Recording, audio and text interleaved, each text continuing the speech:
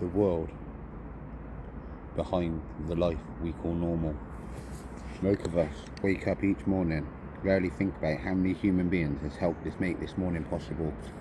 We turn on a light, we make a cup of tea or coffee, we pick up a phone, we put food on the table, our children go to school. When many of us are ill, we can seek many medical advice, and all those things aren't equally accessible, even in a wealthy country. They are so familiar that it's easy to forget something extraordinary. Our everyday lives are connected to people all over the planet. The foods in our kitchen may have been grown thousands of miles away.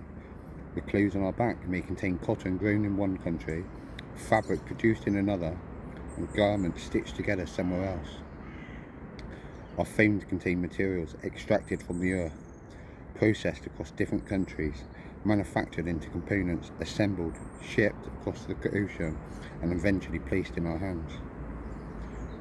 Behind one ordinary object can be miners, farmers, factory workers, engineers, drivers, sailors, warehouse workers, shop workers, who will never meet each other, yet their lives are connected, and eventually they connect with ours. That should make us think, because whilst humanity has created incredible technologies, medicines, communications, transport, and wealth and benefits of that process remain deeply unequal. There are still people walking miles for clean water, children growing up without reliable education, families struggling to find enough food, workers doing dangerous jobs for wages that barely support them, communities living alongside enormous natural wealth whilst receiving very little prosperity created from it. There are people trying to raise families while surrounded by conflict, displacement and instability. We shouldn't look at those people with pity. We should recognise them as our equals. Because this isn't about blaming ordinary people in Britain, America, Europe or anywhere else for having electricity, healthcare, education or technology. Nor is it about pretending every inequality has one simple cause. History is complicated. Governments, corporations, wars, corruption, exploitation, geography, trade, histories, political decisions and local leadership have all played different roles in creating the world we inherit.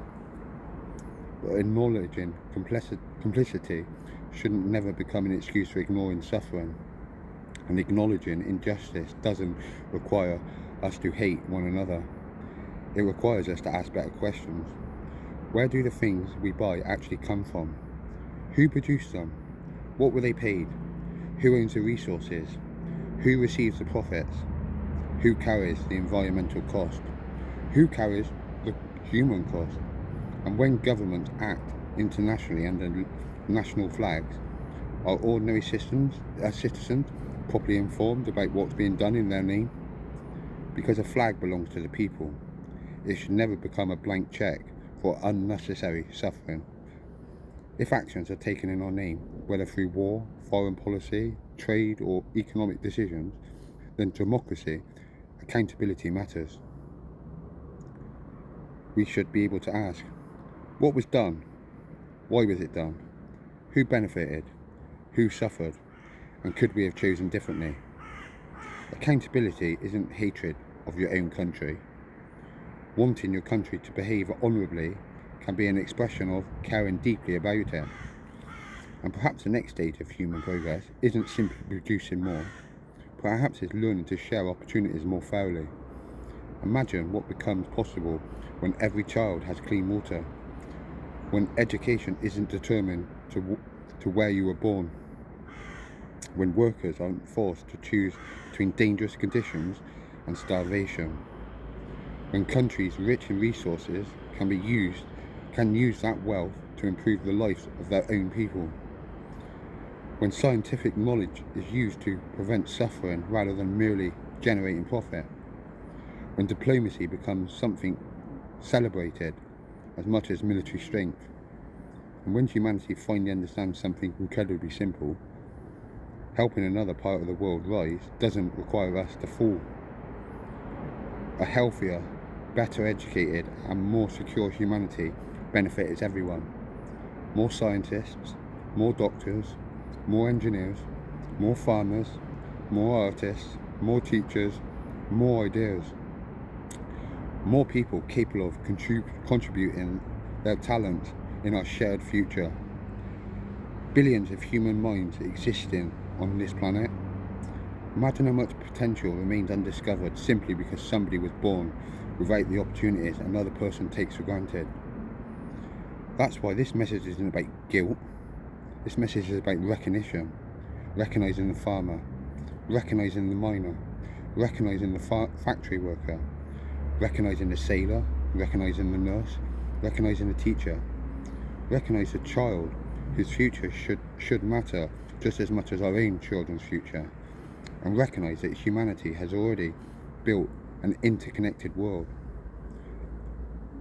Our economics are connected, our technologies is connected, our food systems are connected, our climate is connected, our communication is connected, our futures are connected. So perhaps now our responsibility must catch up with our technology. Let's hold those entrusted with power accountable without turning ordinary people against one another.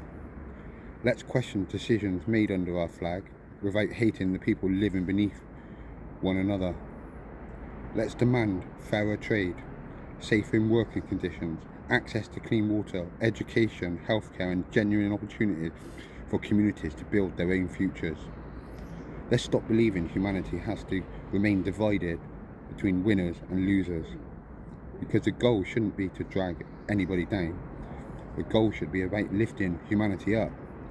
Not one country above another, not one race above another, not one religion above another, not one class above another, but billions of different human beings finally recognise how much we already depend on one another.